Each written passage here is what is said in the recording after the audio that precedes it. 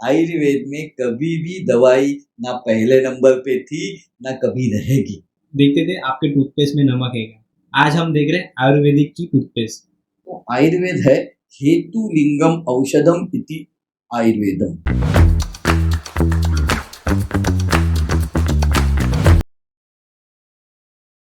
Hello, welcome back to the fresh new episode of Romotalks. आप सभी का स्वागत है। जैसे ही यूनिक टॉपिक यूनिक स्टोरीज के साथ हम आते हैं, आज एक यूनिक टॉपिक ऐसा मैं बोल रहा हूँ, आयुर्वेद। बहुत सारे लोगों को आयुर्वेद के पीछे का राज पता नहीं है, आयुर्वेदिक कैसे वर्क करता है और कैसे ये हमारी ज़िंदगी पर प्रभाव डाल सकता है। बेसिकली अगर हम किसी प्रॉब्लम में हो तो, मेडिकल इमरजेंसी में। तो आज हमारे साथ है doctor Archi's Patil. Basically 17 years का उनको नॉलेज है, ये फील्ड में उनका एक्सपीरियंस है और बहुत सारे मुद्दों पर हम आज चर्चा करने वाले हैं। तो ओवर टू यू सर। सबसे पहले तो वेलकम ऑन स्टूडियो। नमस्कार नमस्कार। सबसे पहले मैं धन्यवाद करता हूँ कि मुझे यहाँ पे बुलाया। मेरा नाम वैद्य अर्चिस पाटिल है और मैं आयुर्वेद विषय पे आपकी जो भी नॉलेज है उसको पढ़ाने के लिए आया हूँ। तो आप बता सकते हो। सर बेसिकली अभी लोगों को एक संभ्रम होता है कि आयुर्वेदिक एग्जैक्ट क्या है। क्या वो पीस के बनाया गया चीज़ें हैं या हमें डायरेक्टली वो जंगल से मिलते हैं। एग्जैक्टली आयुर्वेदिक है क्या? बहुत अच्छा क्वेश्चन है। सबसे पहले मैं बताता हूँ कि आयुर्वेद क्या है। आयुर्वेद यानी क्या। बहुत लोगों को लगता है आयुर्वेद यानी जड़ी बूटी, आयुर्वेद यानी दवाई, आयुर्वेद यानी कुछ तो मैजिकल ड्रग्स, आयुर्वेद यानी कोई पिक्चर में देखा रहता है कि अरे उसने एक पत्ता लिया, उसके मुंह में डाला और वो जिंदा हो गया। या आयुर्वेद यानी कुछ तो हनुमान ने संजीवनी बूटी लाया और वहाँ उससे अपने लक्ष्मण जी के प्राण वापस आए। तो आयुर्वेद यानी सिर्फ दवाई नहीं। आप बोलोगे अरे किसी भी मेडिकल नॉलेज में किसी भी इसके ऊपर व्याधि के ऊपर दवाई, आयुर्वेद यानी औषध। मेरे गुरु हमेशा बोलते थे कि आयुर्वेद यानी औषध नहीं। तो लोग बोलते हैं आयुर्वेद यानी औषध नहीं, फिर क्या है। तो बीच में अभी कोरोना के समय में बहुत लोग मुझे पूछते थे अरे मुझे सर्दी हुआ है, मुझे खांसी हुआ है, तो तुलसी के पत्ते मैं ले रहा हूँ। तो मैं बोला अरे वाह अच्छी बात है, तो पर फर्क कुछ पड़ा नहीं। तो मैं बोला हाँ ठीक है। तो फिर क्या आयुर्वेद है तुम्हारा। हाँ तुलसी के पत्ते लेके मेरा सर्दी खांसी गया नहीं। मैं उनको बोलता हूँ कि सर्दी सूखी थी या गीली थी, तो उससे क्या फर्क पड़ता है कि उसके साथ बुखार था या साथ में खांसी भी थी, उससे क्या फर्क पड़ता है। अरे धूप में जाने के वजह से आई कि ठंडा पानी पीने के वजह से आई, उससे क्या फर्क पड़ता है। अच्छा जो तुलसी का काढ़ा दिया वो पत्तों का दिया या जड़ों का दिया, तो उससे क्या फर्क पड़ता है। बोलता है अरे वो उष्ण प्रकृति के व्यक्ति को दिया या शीत प्रकृति के व्यक्ति को दिया। अरे ये भी देखना पड़ता है।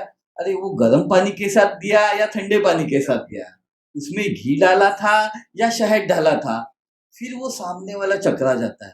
अरे इतना सब कुछ देखना पड़ता है। हमें लगा तुलसी के पत्ते सर्दी खांसी पे, इतना ही आयुर्वेद नहीं। कभी कभी हम आयुर्वेद को सीमित करने की कोशिश करते हैं कि आयुर्वेद यानी दवाई। हाँ इसके ऊपर दवा उसके ऊपर दवाई। शायद उसका कारण एक है कि हमें आदत पड़ गई है पिछले 150-200 साल से कि लोगों के ऊपर दवाई, लोगों के ऊपर दर्द। जैसे सिर दर्द हो तो गोली, पेट दर्द हो तो गोली, बुखार पर गोली, हाँ किसी को मारना है तो भी गोली। तो ये आयुर्वेद नहीं है। फिर आयुर्वेद यानी क्या है। तो आयुर्वेद है हेतु लिंगम औषधम इति आयुर्वेदम। यानी क्या, तो हेतु लिंग और औषध। हेतु यानी वो रोग होने के क्या कारण है, उसके वजह से कौन से लक्षण आपके शरीर में उत्पन्न हुए हैं और उसके ऊपर औषधोपचार क्या है। ये आयुर्वेद की बेसिक प्रिंसिपल्स है।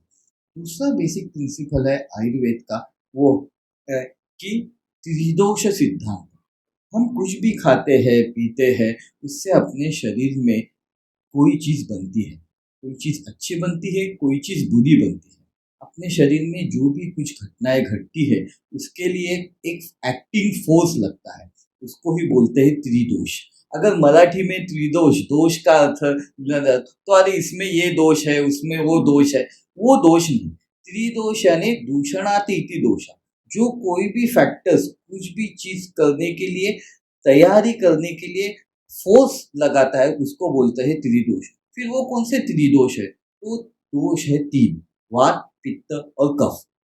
यानी मैं अभी जो हाथ मेरा हिल रहा है, मैं जो बोल रहा हूँ, मेरी आंखों का जो बंद खुलापन हो रहा है, वो वात के वजह से।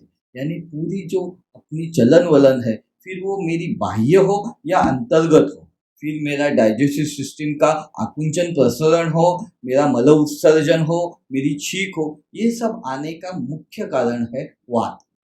दूसरी चीज है कि वो है यानी पित्त। मेरे जितने भी डाइजेस्टिव सिस्टम हो रहे हैं, डाइजेशन, मेटाबॉलिज्म, रूपांतरण, हम आहार लेते हैं, उससे आहार रस बनता है, उससे बाद में ऑल अपने शरीर के घटक बनते हैं। उसके लिए जो पचन के लिए, मेटाबॉलिज्म के लिए जो फैक्टर लगता है, उसको बोलते हैं पित्त। और थर्ड सबसे इंपॉर्टेंट है, वो है कफ। संघटन है कफ। यानी कोई भी चीज शरीर में अगर जमा करना है, रखना है, बढ़ाना है, तो उसके लिए कफ। और इसलिए वात, पित्त और कफ, ये तीन शरीर के जो त्रिदोष सिद्धांत है, वो आयुर्वेद की बेसिक प्रिंसिपल्स है। उसके बाद में फिर आयुर्वेद आगे जाके बोलता है कि अपना शरीर किससे बना है। तो शरीर बना है सप्त धातुओं से। धातु यानी फिर धातु, फिर से शब्द हम अगर हिंदी में ले या मराठी में ले तो धातु यानी मेटल, ये जाएगा। तो अच्छी बात है कि धातु यानी मेटल्स, ये भी आपके दिमाग में रहा। मेटल्स कैसे रहता है? तो मेटल्स रहता है एकदम स्टर्डी। वो कहीं भी देखो, लोहे का मेटल हो या सोने का मेटल हो, वो स्टडी रहता है। यानी वो अपने आप चेंज नहीं होते हैं, वो बहुत देर चलते हैं। वैसे ही शरीर में, शरीर की जो बिल्डिंग ब्लॉक्स है, जो शरीर में अलग अलग ब्लॉक्स बन रहे हैं, उसको बोलते हैं सप्त धातु। फिर ये सप्त धातु कौन से है? तो ये सप्त धातु है रस, रक्त, मांस, अस्थि, मज्जा और शुक्र। भी ये संस्कृत वर्ड है, हमें हमेशा मालूम नहीं रहते हैं, इसलिए हम उनको लगता है ये कुछ तो दूसरे पुराने जमाने के है। पर अगर इसके हर एक के अर्थ में बताने जाओ तो आप बोलोगे अरे हमारे हिंदी में, हमारे मराठी में भी यह है। रस यानी क्या? तो हम कोई भी खाना खाते हैं, तो खाना खाते हैं हम चार प्रकार का खाना खाते हैं। एक जो रहता है वो सॉलिड, दूसरा रहता है लिक्विड, दूसरा रहता है सेमी सॉलिड, और तीसरा रहता है अलग टाइप्स के। तो यानी ये चारों प्रकार के खाना जब हम खाते हैं, तो खाने के बाद उसका डाइजेशन होता है। पचन होने के बाद आफ्टर ऑल बनता क्या है? तो आहार रस। और वो आहार रस से जो पहला धातु, जो स्टेडी पार्ट बनता है, उसको बोलते हैं रस। वो रस के बाद, उसके साथ में उसके बाद बनता है फिर रक्त। ये शरीर का पूरा जो पोषण रहता है वो रस के मार्फत होता है, और शरीर का जो हम जिंदा रहते हैं वो रक्त के मार्फत रहते हैं। इसलिए रस पोषण रक्त जीवना ऐसे। उसके बाद बनता है रक्त के बाद, वो है मांस। मांस ये तो हिंदी में, मराठी में सबको मालूम है, मांस यानी मसल्स। तो इतना ही मसल्स, मांस या तो यानी जो शरीर की बल वृद्धि रहती है, उसको बोलते हैं मांस धातु। उसके बाद बनता है मेद। मेद यानी फैट, लोगों को मालूम है। तो फैट भी बहुत इंपॉर्टेंट है, उसके मायने भी शरीर में बहुत इंपॉर्टेंट है। वो कितनी मात्रा में होना चाहिए, कितनी मात्रा में नहीं होना चाहिए, ये अलग विषय है, पर मेद होना चाहिए। उसके बाद बनता है अस्थि। अस्थि यानी अपने सब जोड़ों, संधिया और अपने पूरे बोन्स। तो वो अस्थि धातु ये सबसे स्टर्डी धातु है। उसके बाद बनता है मज्जा। मज्जा यानी बोन मैरोज और अपने ब्रेन टिश्यूज और अपने नर्वस टिश्यूज। तो ये सिस्टम होता है, ये सबसे आखिरी में बनने वाली चीज है। और उसके बाद बनता है शुक्र धातु। शुक्र धातु यानी मेरा पूरा तेज, मेरा पूरा शरीर का जो मेन सार है, वो है शुक्र धातु। इसलिए हमेशा देखते हैं कि लोग एक तरह का खाना खाते हैं, एक तरह का खाना पान करते हैं, पर उनके हर एक का बल, उनके हर एक का शरीर का रचना अलग रहता है, और उसका कारण है ये सप्त धातु। और ये सप्त धातु बनने के लिए जो मेन फैक्टर्स है वो वात पित्त कफ, ये 3 दोष है। वो जितने अच्छे तरह से काम करेंगे उतने अच्छे तरह से अपना शरीर रहेगा। वो जितने बुरी तरह से काम करेंगे, जितना गलत काम करेगा शरीर में, उतने रोगों की निर्मिति ज़्यादा रहेगी। और उसके बाद सबसे लास्ट में आता है वो है त्रिमलम, पुरीश, मूत्र और स्वेद। फिर से संस्कृत वर्ड है, समझ में थोड़ी सी दिक्कत होगी, पर मैं हिंदी में समझा देता है। मल यानी अपना पुरीश भाग, जो हम सुबह खाने के लिए जाते हैं वो, मूत्र यानी यूरिन, और स्वेद यानी पसीना। तो ये तीनों चीज मल स्वरूप में है। डाइजेशन के बाद, मेटाबॉलिज्म के बाद, सूक्ष्म सेल्स मेटाबॉलिज्म के बाद, ये सप्त धातु बनने के बाद हर एक धातुओं का, हर एक डाइजेशन का जो मल निर्माण होता है वो शरीर त्याज्य करना, बाहर निकालने की जरूरत है। और वो जब बाहर निकलता है तभी शरीर शुद्ध रहता है। ऐसे ही शरीर त्रिदोष, सप्त धातु और 3 मल से बना है। और कोई भी इससे अलग चीज मुझे बताए तो इससे दूसरा कोई अलग चीज नहीं है। और इतने साल गुजर गए, इतने साल हो गए, इससे अलग कोई भी चीज अभी तक किसी ने खोजी नहीं है। इसलिए बहुत लोगों को लगता है कि आयुर्वेद पुराना है। बिल्कुल नहीं, आयुर्वेद शाश्वत है। पुराना और शाश्वत ये दोनों में बहुत अंतर है। पुराना ने क्या कि पुरानी चीज अभी इस्तेमाल में नहीं है, अभी हम इस्तेमाल नहीं कर सकते, उसको बोलते हैं पुराना। पर जो हम हमेशा इस्तेमाल कर सकते हैं, पहले भी किया था, आज भी करेंगे और भविष्य में भी करने वाले हैं, उसको बोलते हैं शाश्वत। इसलिए आयुर्वेद ये शाश्वत शास्त्र है। और इसलिए मुझे लगता है कि आयुर्वेद यानी कि आपको समझ आए। बेसिकली सर, मेरा माइंड अभी ना एक्सप्लोर हो गया। इतने पावरफुल शब्द आपने बताए, इतने बेहतरीन तरीके से आपने समझाया।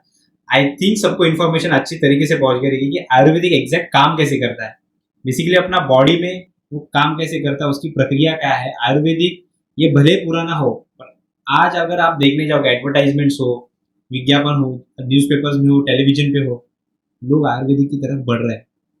आज अगर आप देखोगे ना, पहले हम देखते थे आपके टूथपेस्ट में नमक है क्या, आज हम देख रहे हैं आयुर्वेदिक की टूथपेस्ट। बहुत सारे विज्ञापन है, ये टूथपेस्ट आयुर्वेदिक है, ये साबुन आयुर्वेदिक है, ये शैम्पू आयुर्वेदिक है। सच में क्या ये आयुर्वेदिक चीजों से बनाई जाती है क्या, बस ये विज्ञापन के द्वारा ही प्रोडक्ट्स की सेलिंग होती है? हमेशा अच्छा क्वेश्चन है, और ये हमेशा मुझे पूछा जाता है, सब जगह पूछा जाता है, और सबके मन में ये शंका है कि ये सचमुच में आयुर्वेदिक है क्या। मैं पिछले 17 साल से आयुर्वेदिक प्रैक्टिस कर रहा हूँ, और पिछले 25 साल में आयुर्वेद क्षेत्र में हूँ। मैं जब 96 में पहले एडमिशन लिया आयुर्वेद की वजह से, उस वक्त मुझे भी आयुर्वेद के बारे में ज़्यादा मालूम नहीं थी। उस वक्त मैं देखता हूँ कि उस वक्त का काल और अब का काल बहुत अलग है। मैं आपके माध्यम से बताना चाहता हूँ कि पहले जब आयुर्वेदिक दवाइयाँ परदेशों में, विदेशों में, बाहर इंटरनेशनली बेचने का समय आता था, तब आयुर्वेदिक दवाइयाँ हर्बल नाम के नीचे बेची जाती थी, क्योंकि आयुर्वेद को इतना ये नहीं था। अभी मैं बहुत मजाक के साथ बोलता हूँ कि अभी हर्बल दवाइयाँ आयुर्वेद के नाम के बेची जाती है, इतना उसमें अंतर आ गया है। और बहुत बार कैसे होता है कि मैं जैसे उदाहरण दिया पहले कि कुछ भी एखादा आयुर्वेदिक घटक लेने का, वो आपने खुद के प्रोडक्ट में मिक्स करने का और बोलने का ये मेरा आयुर्वेदिक दवा है, तो ऐसे नहीं होता है। आयुर्वेद जब भी हमें लेना है औषधिकरण के लिए, सौंदर्य प्रसाधन के लिए, या और कुछ चीजों के लिए, तो उसमें आयुर्वेदिक औषधियों के बेसिक प्रिंसिपल हमने फॉलो किए हैं क्या, उसका वर्णन आयुर्वेदिक ग्रंथों में आया है क्या, या ग्रंथों में जिस तत्वों का जो प्रिंसिपल के वर्णन आए हैं उस प्रिंसिपल के बेसिस पे वो प्रोडक्ट तैयार किया है क्या, तो ही उसको हम आयुर्वेदिक बोल सकते हैं। अदरवाइज वो कॉस्मेटिक के अंडर आ जाएगा, वो एफडीए के अंडर, जीएमपी एक्ट के अंदर ना आके एफडीए के अंडर कॉस्मेटिक के अंडर आएगा। इसलिए बहुत बार ये कोई भी चीजें लेते वक्त वो देखने का। तो आप पूछोगे फिर आयुर्वेदिक प्रोडक्ट है वो कैसे हम पता कर लगे कि ये आयुर्वेदिक है। तो आयुर्वेदिक प्रोडक्ट्स में हमेशा किसी भी प्रोडक्ट के नीचे शास्त्रार्थ लिखा रहता है शास्त्रार्थ कि वो कौन से बुक के रेफरेंस से लिया है, वो रेफरल उधर रहता है और वो लिखना कंपलसरी है। जैसे त्रिभुवन कीर्ति दवाई लो तो वह त्रिभुवन कीर्ति के घटक द्रव्य उसमें कंपलसरी लिखे हुए रहते हैं और वो कौन से ग्रंथ से, कौन से श्लोक से, कौन से प्रकरण से लिया है वो भी मेंशन करना वहां पे कंपलसरी है। अगर कोई प्रोप्राइटरी मेडिसिन भी बनाता है वो भी आयुर्वेदिक बेसिक प्रिंसिपल के ऊपर, तो भी उसका उन्होंने क्लिनिकल ट्रायल किया है क्या, प्राइमरी क्लिनिकल ट्रायल हुआ है क्या, सेकेंडरी हुआ है क्या, टर्शियरी हुआ है क्या, हेल्दी इंडिविजुअल्स पे हुआ है क्या, और वो डिसीज पेशेंट्स के ऊपर हुआ है क्या। ये चारों लेवल से आयुर्वेदिक प्रोप्राइटरी मेडिसिन को भी जाना पड़ता है। बहुत बार लोग पूछते हैं कि आयुर्वेद में संशोधन नहीं है, आयुर्वेद में संशोधन नहीं है। मैं तो मेरा कहना बहुत अलग है कि आयुर्वेद में इतना संशोधित करके रखा है, हम उसको इस्तेमाल नहीं कर सकते। आप बोलोगे ऐसे कैसे? तो आयुर्वेद में ग्रंथों में 4.5 लाख दवाइयां बताई, 4.5 लाख दवाइयां बताए, तो आप बोलोगे फिर मार्केट में कितनी मिल रही है? तो मार्केट में 4,500 भी दवाइयां नहीं है। तो इतना हमें और आगे जाना है, तो इसलिए नई दवाई खोजने की जरूरत नहीं है। जो 4.5 लाख बताई है वही इस्तेमाल करने की जरूरत है। और कोई 4,500 दवाइयां मार्केट में मिल रही है, कोई शास्त्रोक्त दवाइयां वैद्य परंपरा से खुद के घर पे खुद के हिसाब से बना रहा है, तो उसे भी बेसिक जो उसका रेफरेंस है वो ग्रंथों में दिया रहता है। सर ये तो हो गया आयुर्वेदिक और आयुर्वेदिक प्रोडक्ट्स के बारे में नॉलेज। बेसिकली अभी आयुर्वेदिक जैसे अगर इंडिया में देखा जाए तो India is the biggest diabetic patient country, right? तो ये डायबिटीज के ऊपर कैसे क्योरेबल है आयुर्वेदिक क्या नहीं, ये लाइफ टाइम? देखो डायबिटीज जब किसी को होता है तो डॉक्टर बोलता है कि ये गोली आपको जिंदगी भर खानी है, कुछ वो परसेंटेज होता है गोली का, ये आपको जिंदगी भर खानी है। तो लोग कोई बोलते हैं अरे कुछ मुझे आयुर्वेदिक मिल जाए या मुझे कुछ हर्बल मिल जाए, कुछ नेचुरल मिल जाए जिससे मैं ये गोलियों से छुटकारा पाऊँ। तो सच में क्या ये हो सकता है? आपने बहुत बड़े विषय के तरफ इशारा किया है और ये विषय के ऊपर बोलने जाए तो 1 घंटा क्या 1 दिन 2 दिन कम पड़ेंगे। बेसिकली हम पहले चालू करते हैं, आयुर्वेद छोड़ दो, हम पहले चालू करते हैं डायबिटीज यानी। तो अगर किसी को हम क्वेश्चन पूछते हैं कि बाबा डायबिटीज यानी क्या, अगर मैं आपको भी पूछूं कि बाबा डायबिटीज यानी क्या, तो आपका आंसर आएगा कि खून में शुगर की बढ़ोतरी, ब्लड शुगर लेवल बढ़ना, यानी डायबिटीज। बेसिकली मैं आपको एक उदाहरण देता हूँ। मुझे बुखार आया, हम गोली लेते हैं, मैं किसी गोली का नाम नहीं लूंगा, तो गोली लेते हैं। बुखार की गोली लेने के बाद एक आधे पौने घंटे में पसीना आ जाता है, बुखार चला जाता है, हम काम पे जाने के लिए। उसके बाद मुझे फिर से दूसरे दिन बुखार आया। अभी कल का मेरा अनुभव है कि अरे ये गोली लेने से बुखार चला जाता है, काम पे भी मैं जाता हूँ, मेरा छुट्टी भी नहीं होता है। मैं फिर से आज वो गोली लिया, आज पौने घंटे में पसीना नहीं आया, पसीना आने के लिए 1-1.5 घंटा लगा। आज थोड़ा सा थकान भी है पर बुखार चला गया, मैं काम पे जाने के लिए फ्री है। तीसरा दिन फिर से बुखार आया।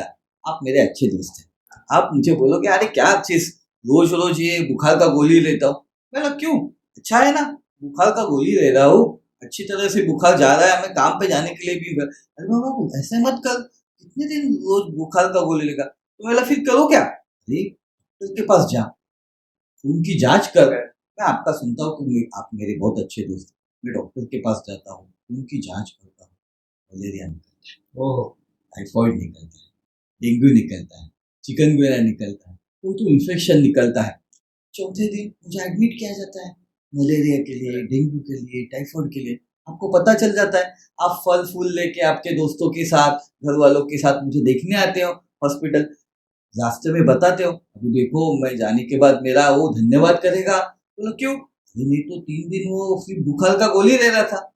आप जैसे हॉस्पिटल में आते हो, मेरे रूम में इंटर करते हो, मैं आपको गाली देना चालू कर देता हूँ। अरे अच्छा वो भला 1 रुपए के गोली से काम हो रहा था, ये इधर एडमिट कर दिया तूने मुझे।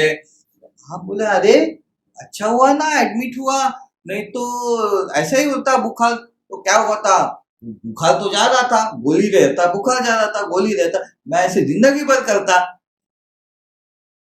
क्या हुआ पहले 3 दिन को, जो चौथे दिन बदल गया। तो पहले 3 दिन बुखार ये लक्षण के ऊपर मैं गोली रहा था, चौथे दिन मलेरिया के ऊपर मेरा ट्रीटमेंट चालू हो गया, चौथे दिन डेंगू के ऊपर मेरा ट्रीटमेंट चालू हो गया, चौथे दिन इन्फेक्शन के ऊपर मेरा।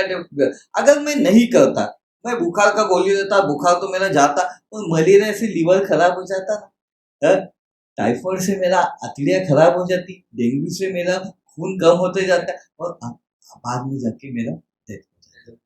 यानी क्या, हम फिर से देखो कि डायबिटीज ये शुगर की बीमारी नहीं। व्हाट इज डायबिटीज, उनकी व्याख्या बता दो, मेरी नहीं बता दो।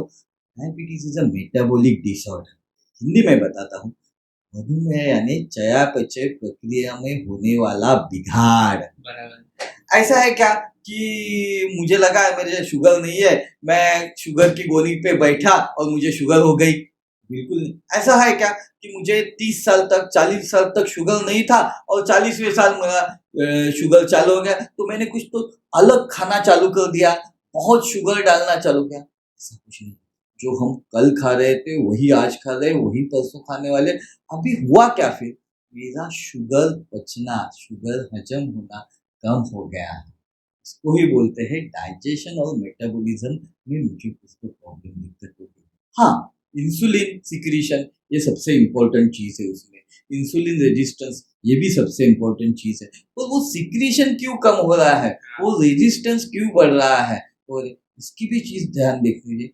इसलिए आप देखो, अभी हम डाइजेशन के ऊपर दवाई ले रहे हैं क्या, मेटाबॉलिज्म के ऊपर दवाई ले रहे हैं क्या, इंसुलिन सिक्रीशन के ऊपर दवाई ले रहे हैं क्या, इंसुलिन रेजिस्टेंस के ऊपर दवाई ले रहे हैं? नहीं, हम सिर्फ खून में बढ़ने वाली शुगर के ऊपर दवाई ले रहे हैं, कि जिसको एंटी डायबिटिक दवाई नहीं बोलते, एंटी हाइपोग्लाइसेमिक दवाई बोलते हैं। हाइपोग्लाइसेमिक एजेंट्स है वो। और तो दवाई किसके ऊपर लेनी चाहिए? पहला तो शुगर इंटेक के ऊपर ही हमें कंट्रोल करना है। सेकंड, शुगर का फॉर्म हमें चेंज करना है। थर्ड है कि मेरा डाइजेशन, अगर शुगर मेरे पेट में ही हजम होना चालू हो जाएगा तो फिर आगे जाके दिक्कत ही नहीं है। तो इसको भी बोलते हैं आयुर्वेद में लंघन पाचन, आम पाचन करना चालू करना चाहिए। आगे जाके इंसुलिन सिक्रीशन के लिए कुछ हम दवाई दे रहे हैं क्या, कुछ है क्या? तो उसका उत्तर आयुर्वेद में है कि इंसुलिन सिक्रीशन के लिए आगे दवा है। थर्ड थिंग जो बहुत कम लोगों को मालूम होता है कि सिर्फ ग्लूकोज कंट्रोल नहीं है, ग्लूकोज का ग्लाइकोजन में रूपांतरण होना चाहिए, और वो काम लीवर का है। लीवर ग्लूकोज का ग्लाइकोजन में रूपांतरण करके अपने शरीर में रखती है। तो लीवर का फंक्शन बढ़ाने के लिए हम कुछ दवाई दे रहे हैं कि नहीं दे रहे, कुछ बढ़ाने के लिए कुछ कर रहे हैं कि नहीं कर रहे हैं। सबसे इंपॉर्टेंट है शुगर डिस्ट्रीब्यूशन। और बार बोलते हैं शुगर नहीं खाना चाहिए, शुगर कम करो। अरे शुगर बहुत शरीर के बहुत पार्ट्स की जरूरत है। जैसे ब्रेन को शुगर ही, ग्लूकोज ही चाहिए, नर्व सिस्टम को शुगर ही चाहिए, बहुत सारी चीजों को शुगर ना मिलने से वहां पे कमी आ जाती है। तो इसलिए डिस्ट्रीब्यूशन ऑफ शुगर हम वेल डिस्ट्रीब्यूशन कर रहे हैं क्या, उसके लिए हमारा सर्कुलेटरी सिस्टम, हमारा हार्ट का सिस्टम, हम कुछ कर रहे हैं क्या? और सबसे इम्पोर्टेंट है जो एक्स्ट्रा शुगर है, जो एक्स्ट्रा चीज है, वो हम निकाल रहे हैं क्या? तो हमारा एक्सक्रीटरी सिस्टम, जो मल प्रवृत्ति है, मूत्र प्रवृत्ति है, स्वेद प्रवृत्ति है, उससे हम ये निकाल रहे हैं क्या? इसके ऊपर हम कम ध्यान देने वाले हैं। यानी देखो, हम ना डाइजेशन के लिए दवाई ले रहे हैं, ना हम लीवर का फंक्शन बढ़ाने के लिए दवाई ले रहे हैं, ना मेटाबॉलिज्म रेट सुधारने के लिए दवाई ले रहे हैं, ना एक्सक्रीशन सुधारने के लिए ले रहे हैं, ना हम सर्कुलेशन सुधारने के लिए ले रहे हैं, ना इंसुलिन सिक्रीशन, इंसुलिन सेंसिटाइजन के लिए हम दवाई ले रहे हैं। हम सिर्फ शुगर लोअरिंग एजेंट लेके हम बोल रहे हैं ये दवाई हमेशा लेनी चाहिए, जैसे मैं बुखार के लिए दवाई ले रहा था।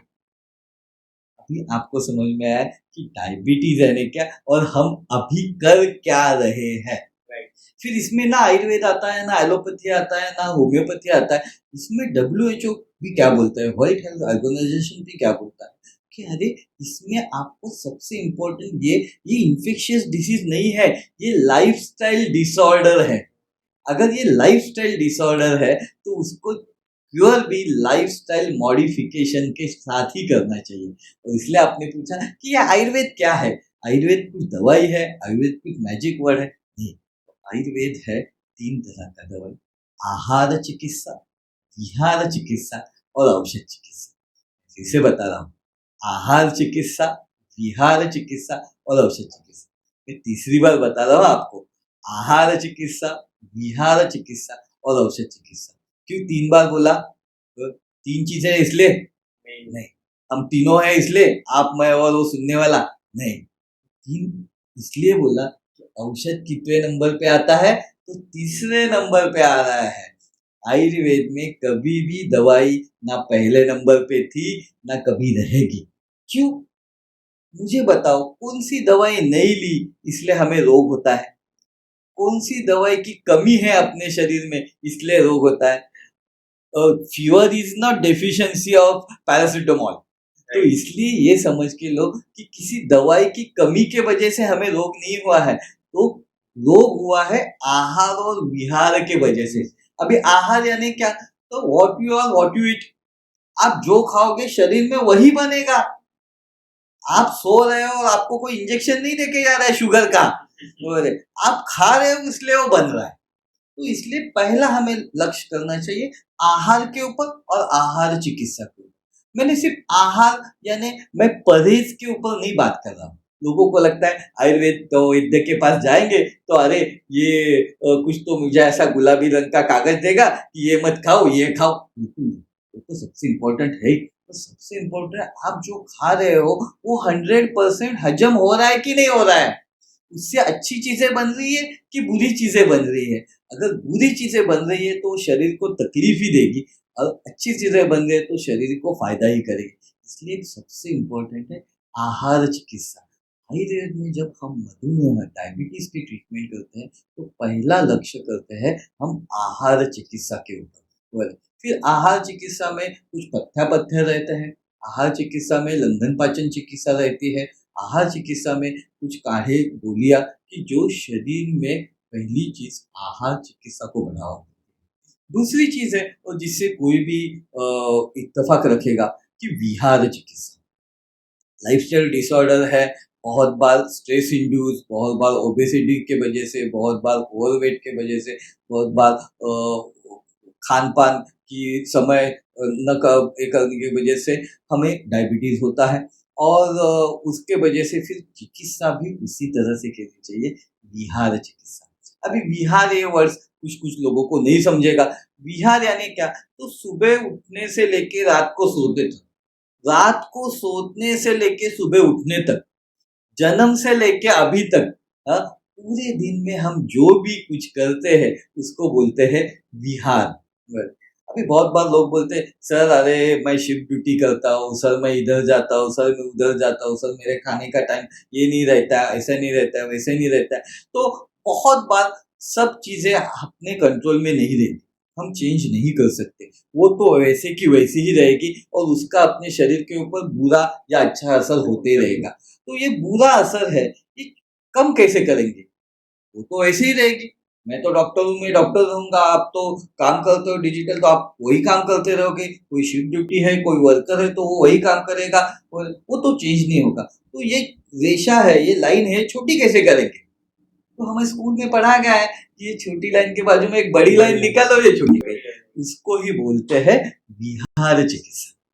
और इसलिए ये विहार चिकित्सा सबसे इम्पोर्टेंट है। फिर उसमें कुछ योगासन आते हैं, उसमें कुछ अलग एक्सटर्नल चीजें आती है, एक्सटर्नल ट्रीटमेंट आती है कि जिससे हमारे शरीर में शुगर डाइजेशन की प्रक्रिया बढ़ती है, और उसको ही बोलते हैं विहार चिकित्सा। और इन दोनों को जोड़ देनी है औषध चिकित्सा की। अभी आप बोलोगे अरे सर बाकी के डॉक्टर के पास जाते हैं तो वो तो पहला पर्ची संभाल लेता है कि ये दवाई लो और चलो जाओ। कब तक लोगे? साल तक, 2 साल तक, पूरे जन्म, अगले जन्म दवाई लेते रहेगा। क्योंकि डॉक्टर बहुत बार डायबिटीज के डॉक्टर के पास जाते हैं और डॉक्टर बताता है आपको गोली लेना पड़ेगा। फिर पेशेंट बहुत अच्छा क्वेश्चन पूछता है, सर कब तक लेना पड़ेगा? फिर डॉक्टर बहुत बुरा आंसर देता है कि जब तक जिंदा हो तब तक। तो उसका कारण मैं बताता हूँ बहुत बार कि हमारा दिमाग में बिठाया गया है कि सब चीजें ये दवाई लेने से होगी। बिल्कुल नहीं। हम जब आहार चिकित्सा करेंगे, विहार चिकित्सा करेंगे, तो औषध चिकित्सा सिर्फ उसका सहायक अभिनेता की जैसे काम करेंगे, वो मेन रोल में नहीं है। तो औषध जब हम चिकित्सा साथ में करेंगे, तो आपने पूछा कि फिर ये डायबिटीज हमेशा के लिए जा सकता है क्या? नहीं, या हमेशा के लिए रहेगा? कोई भी बोलता है डायबिटीज ठीक नहीं होगा, वो तो रहेगा, बड़े-बड़े डॉक्टर्स बोलते हैं। तो मैं आपको उनको पूछता हूँ कि आप डायबिटीज और नॉन डायबिटीज ये किस बिना पे तय करते हैं? तो बोला अरे जब शुगर लेवल कम आएगी, HbA1c कम आएगा, तो हम उनको बोलते हैं नाइन नॉन डायबिटिक। आपके रिपोर्ट में लिख के आता है नॉन डायबिटिक, और वो ऊपर आएगा तो आपको रिपोर्ट में आता है डायबिटिक। बस हमें उस डायबिटीज को नॉन डायबिटिक में कन्वर्ट करना है, उस लेवल को नीचे लाना है और वो नीचे ही रखना है। उसको ही बोलते हैं कि डायबिटीज रिवर्सल। तो इसलिए आपके क्वेश्चन का आंसर है कि डायबिटीज रिवर्सल हो सकता है, और ये मेरा ही नहीं, WHO का भी मानना है। WHO भी बोलता है कि अरे आपके पास अगर नया कोई पेशेंट आता है, आयुर्वेद की बात छोड़ दो, उनकी बात करेंगे, तो बोलते हैं कि अगर अनकंट्रोल डायबिटिक है, बहुत शुगर लेवल बढ़ गया है, उनको इंसुलिन चालू कर दो। इंसुलिन चालू कर दो, इंसुलिन से शुगर कंट्रोल में रहा। उसके बाद हाइपोग्लाइसेमिक एजेंट यानी दवाइयाँ चालू कर दो, गोली चालू कर दो। गोली से उसका डायबिटिक लेवल एक बार, शुगर लेवल एक बार कंट्रोल में आ गया, उसके बाद उसको डाइट रिस्ट्रिक्शंस दो। उसके बाद उसको एक्सरसाइज रेजिम दो, उसके बाद उसका लाइफस्टाइल मॉडिफिकेशन करो, और फिर देखो कि उस तीनों के साथ उनका शुगर लेवल कम रह रहा है ना, नॉर्मल रह रहा है ना। नॉर्मल रह रहा है, चलो फिर अभी अगर 1000 mg का गोली है तो वो 750 करके देखेंगे। डाइट और एक्सरसाइज रेजिम और थोड़ा सा स्ट्रिक्ट करेंगे। हाँ, बाद में फिर से 15 दिन के बाद, महीने बाद फिर से शुगर लेवल चेक करेंगे। अरे शुगर लेवल कंट्रोल में रह रहा है यानी 750 का डोज भी चलता है, और फिर 750 के डोज के ऊपर ही आगे चला, फिर बाद में 500 करो, फिर 250 करो, और हमेशा शुगर लेवल देखते हो। अगर शुगर लेवल बढ़ रहा है यानी नहीं, उसको फिर से वही पुराना डोज चाहिए। अगर नहीं बढ़ रहा है तो बराबर है ना 750। बहुत बार ऐसे होता है कि एक डोज चालू कर देते हैं, डॉक्टर भी भूल जाते हैं, पेशेंट भी भूल जाता है कि मैं दवाई ले रहा, और वो दवाई लेते रहते वही डोज के ऊपर रहते हैं। अब और इसके लिए क्या चाहिए? इसके लिए चाहिए कांस्टेंट मॉनिटरिंग, और वो कांस्टेंट मॉनिटरिंग कहीं पे भी जा रहे।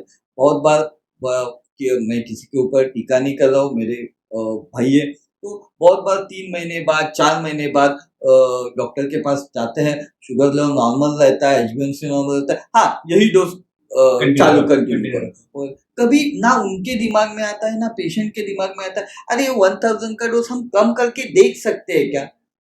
देख सकते हैं, पर उसके लिए फिर से क्या चाहिए?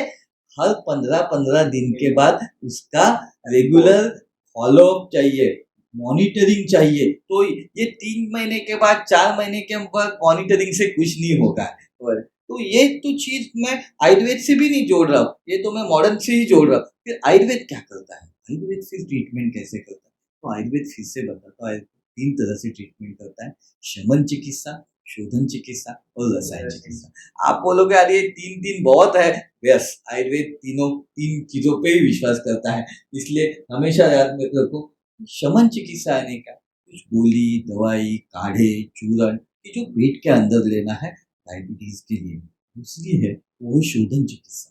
शोधन यानी क्या? तो जैसे आपके घर में कोई चूहा है, आपके घर में कुछ तो आप वो ढूंढते हो और उसको बाहर निकालते हो। अगर नहीं निकाला तो आपका गंदा बास आना चालू हो जाएगा, आपका घर गंदा हो जाएगा। वही गंदगी बाहर निकालने के लिए, वही दूषित दोष बाहर निकालने के लिए जो शोधन चिकित्सा करते हैं, उसको और एक नाम है पंचकर्म चिकित्सा। राइट, मैंने सुना है ये पंचकर्म। तो ये पंचकर्म चिकित्सा की जाती है। और तीसरी चिकित्सा है रसायन चिकित्सा।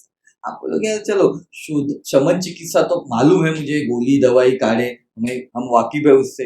पंचकर्म भी हमें मालूम है, हम पढ़ते हैं आजकल, देखते हैं। और ये रसायन चिकित्सा क्या है कि जैसे शमन चिकित्सा से, शोधन चिकित्सा से मैं ठीक हो गया, उसके बाद क्या? हाँ, तो उसके बाद है रसायन चिकित्सा। क्योंकि उस आप पहले सोचना चाहिए कि मुझे ये रोग हुआ ही क्यों? मुझे ही क्यों हुआ? मेरा ही पैनक्रियाज क्यों खराब है? मेरा ही इंसुलिन सिक्रीशन क्यों नहीं हो रहा है? तो जैसे 2 साल पहले कोरोना आया, कोविड आया और कुछ लोग बचे, कुछ लोग चले गए। तो बहुत बार ऐसे हुआ कि जो चले गए, वो क्यों चले गए? उनको तो सेम दवाई दी, सेम उनका इम्यून सिस्टम लो था। यानी इम्यून सिस्टम स्ट्रांग नहीं रहेगा तो आपको रोग होने के चांसेस भी ज़्यादा है और रोग का शरीर में प्रसार होने की भी चांसेस ज़्यादा है और आप गुजरने की भी चांसेस ज़्यादा है। तो इसलिए सबसे इम्पोर्टेंट है कि जो अवयव है, जो सिस्टम इसमें इन्वॉल्व है, उसको बल देने की ज़रूरत है और उसको ही बोलते हैं रसायन चिकित्सा। शमन चिकित्सा, शोधन चिकित्सा और रसायन चिकित्सा से अगर हम ठीक करेंगे तो मधुमेह अपने आप नियंत्रण में हो रहेगा और अपने आप हम मधुमेह मुक्त जीवन व्यतीत कर सकते हैं। सर बहुत मज़ा आया, बहुत नॉलेज मिला। बेसिकली डायबिटीज़ हो, आयुर्वेदिक हो, हमें कैसे रहना चाहिए, किस प्रकार की ट्रीटमेंट्स होती है, बेसिकली जो मॉडर्न टेक्नोलॉजी मतलब मॉडर्न साइंसेज में है, जो आयुर्वेदिक में है, और आयुर्वेदिक कितने सालों से चलते आ रहा है और ये आगे चल के बढ़ने ही वाला है, ये कम नहीं होगा। बिकॉज अभी के टाइम के जो लोग हैं उनकी जो मेंटालिटी आफ्टर कोविड जो आयुर्वेदिक की तरफ ज़्यादा है, बल्कि ना एलोपैथी की तरफ। तो मज़ा आया, बहुत अच्छा लगा, ऑडियंस को बेटर नॉलेज मिला ही रहेगा, उसमें कोई प्रॉब्लम नहीं है। तो कुछ अगर लास्ट में अगर आप कुछ बताना चाहो, एक 2-3 tips how to be a good life styler, हमें अपना लाइफ कैसे मेंटेन करना चाहिए रिलेटेड टू अपना हेल्थ। सबसे पहले कि मुझे भी आज बहुत मज़ा आया और बहुत अच्छा लगा कि आपने मुझे यहाँ पे बुलाया उसके लिए।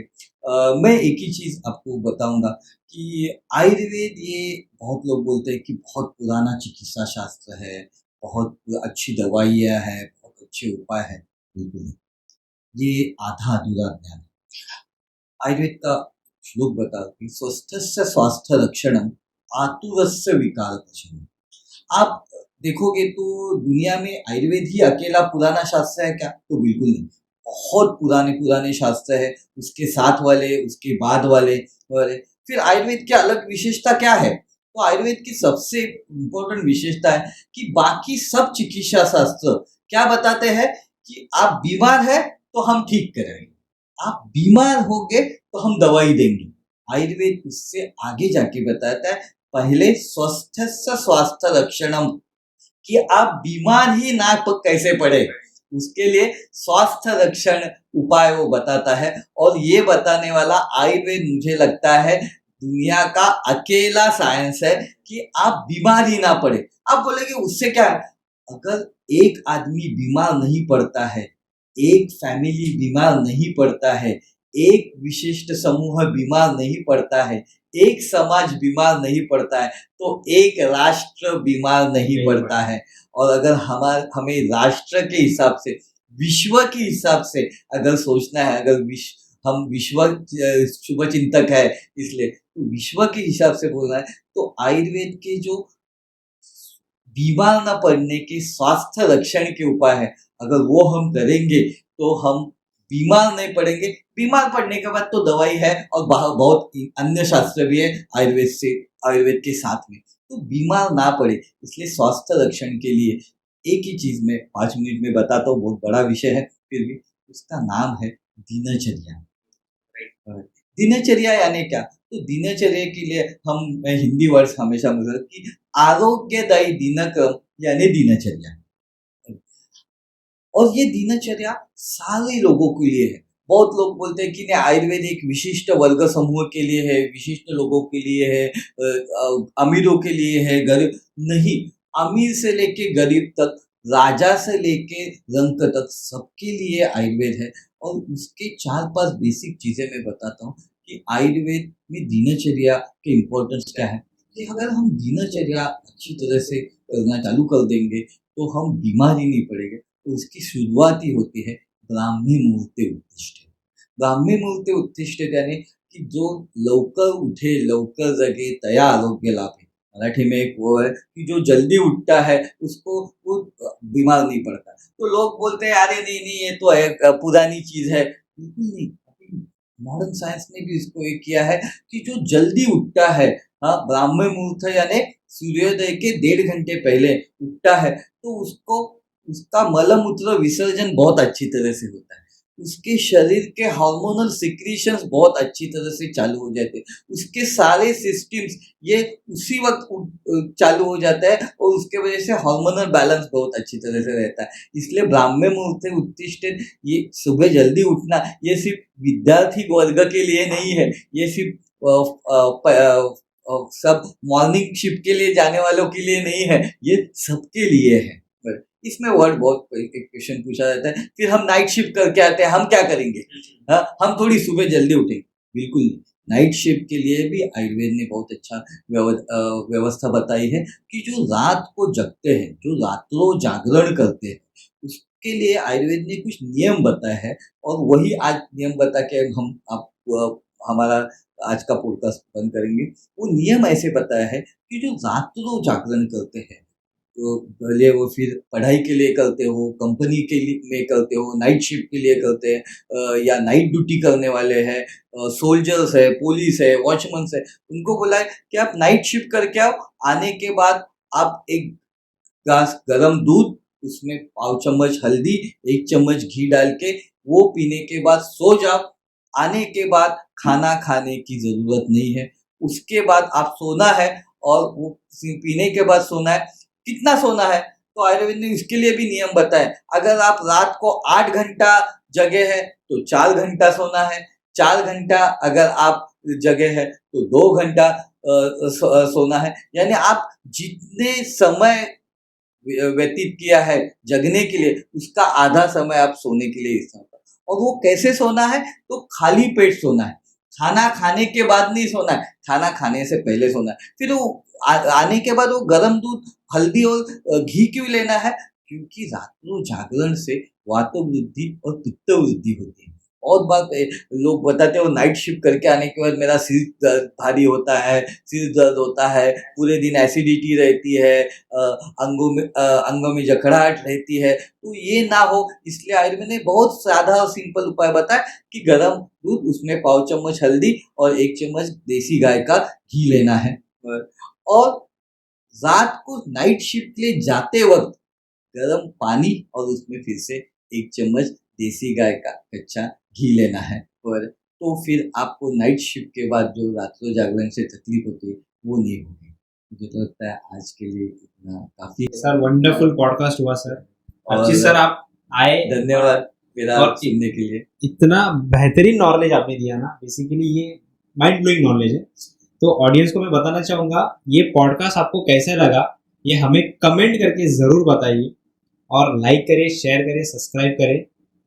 So have a good day, have a good night जब भी आप ये पॉडकास्ट देख रहे हो। Thank you sir.